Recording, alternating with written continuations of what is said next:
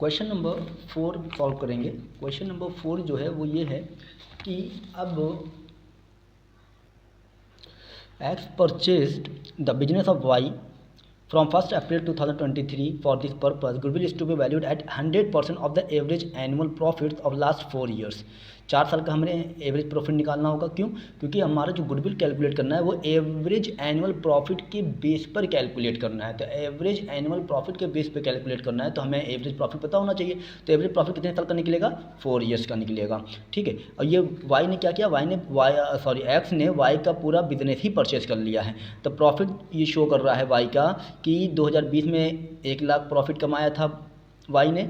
जैसे after debating loss of stock, यानी ये स्टॉक बाई फायर, जो loss of stock by fire, आग जलकर हमारा नुकसान हुआ था, इसका मतलब एबनॉर्मल लॉस। मैंने लास्ट वाली वीडियो में बताया कि एबनॉर्मल लॉस को हम क्या करते हैं, फिर ऐड कर देते हैं। लॉस हुआ था 1.5 लाख रुपए का। Includes voluntary retirement compensation paid 80,000। यानी हमने क्या किया था, हमने 80,000 कॉम्पनसेशन पे किया, अपने क्या कहते हैं एम्प्लॉय को पे किया। 80,000 पे करने के बाद हमारा 1.5 लाख का नुकसान हुआ है।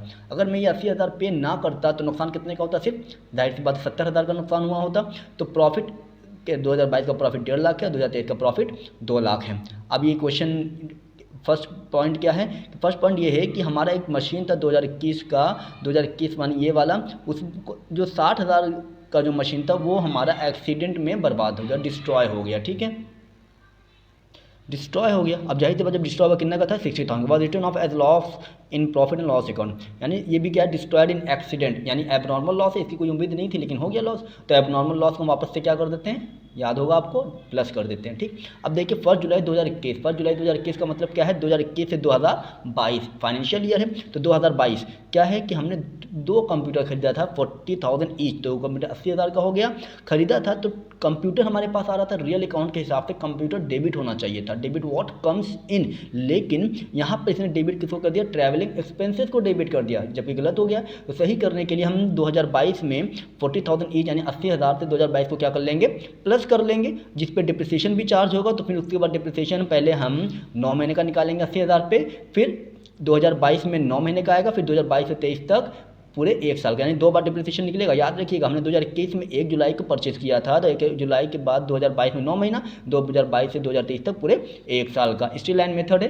तो ये आपको याद होगा, आप लोगों ने 11 में काफ़ी अच्छे से पढ़ा होगा। अगर नहीं पढ़ा है तो आप मेरा क्लास 11 का डिप्रिसिएशन चैप्टर देख सकते हैं। ठीक, अब क्वेश्चन सॉल्व करते हैं। क्वेश्चन सॉल्व क्या करते हैं? सबसे पहले यहाँ पे क्या लिखेंगे? प्रॉफिट और लॉस।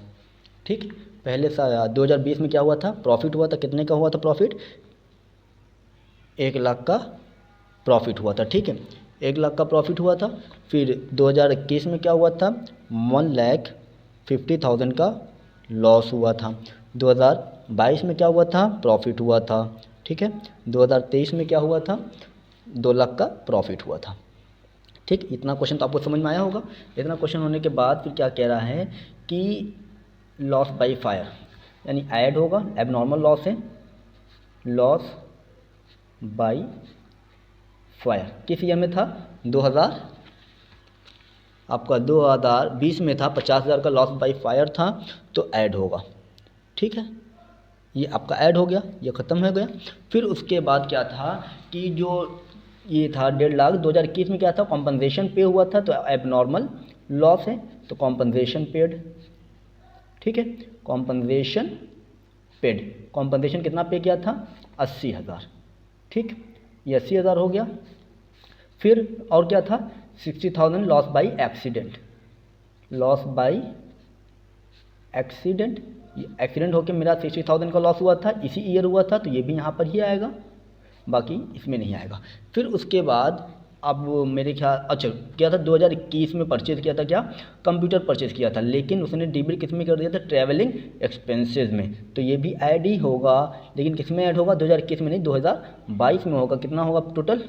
80,000, 40,000 ईच है, तो 80,000। अब डिप्रिसिएशन भी चार्ज करना था, तो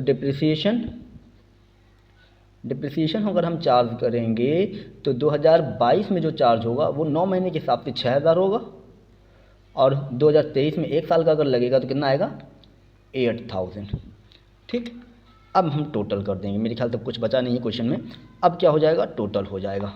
ये आ जाएगा आपका 1,00,000 50,000, ये आपका आ जाएगा माइनस 10,000, ये आपका आ जाएगा 1,50,000 प्लस 80 2,30,000 2,24,000, ठीक। 6,000 माइनस होगा। अब ये भी 8,000 क्या होगा, माइनस ही होगा 8,000। तो 2 लाख में से 8,000 माइनस करेंगे, आपका आएगा 1,92,000। इसके हेल्प से हम एवरेज प्रॉफिट निकाल सकते हैं। क्या आएगा average profit, 1,50,000 minus 10,000 plus 2,24,000 plus 1,92,000 upon कितने साल का है, 4 साल का है, तो 4 से ही डिवाइड होगा। एवरेज प्रॉफिट ऐसे ही होता है। 1,50,000 प्लस 2,24,000 सबको प्लस करेंगे और 10,000 को क्या कर देंगे, माइनस कर देंगे। तो जब इनको हम टोटल करेंगे तो ये टोटल आएगा, ये भी प्लस ये भी प्लस ये भी प्लस, टोटल मिला के होगा 5,66,000 माइनस 10,000 करेंगे तो 5,56,000 अपॉन 4 करेंगे। अपॉन 4 करोगे, जब कट करोगे तो कितना आएगा, 1,39,000। ये आपका क्या आया, ये आपका आया आपका एवरेज प्रॉफिट। गुडविल निकालना है, गुडविल आपको फॉर्मूला याद ही होगा, मैंने पहले ही बताया था। गुडविल का फॉर्मूला क्या है, average profit into number of years purchase, ये आपका प्रॉफिट है, ठीक है। एवरेज प्रॉफिट कितना आया, 1,39,000। 100% से निकालना था ना, तो ये तो बहुत ईजी था। 100/100 कर लेंगे, ये कट जाएगा, आपका आंसर क्या बचेगा, 1,39,000। ये आपका हो गया सॉल्व क्वेश्चन नंबर 4। अगर कोई भी डाउट होता है क्वेश्चन नंबर 4 में, पूछ सकते हैं, या फिर किसी भी क्वेश्चन में कोई डाउट हो आप हमसे क्वेश्चन पूछ सकते हैं, ठीक।